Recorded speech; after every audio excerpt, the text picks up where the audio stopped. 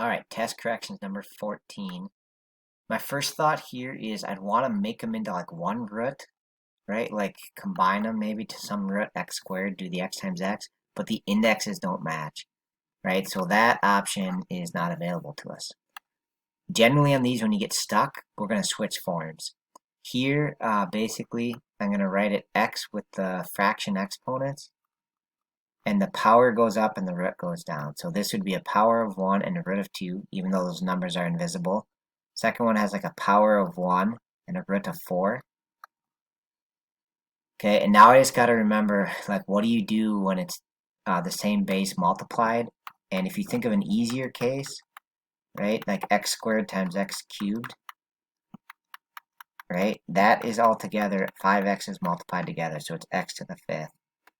Okay, so here our answer is going to be x to the 1/2 plus the 1/4. Okay, so it'd be x to the 2/4 plus 1/4, right? Where 1/2 is the same thing as 2/4. Okay, get a common denominator. And then that will become x to the 3/4. 1/4 plus 2/4 is 3/4. And that is our answer. All right, that's it. Thanks for watching.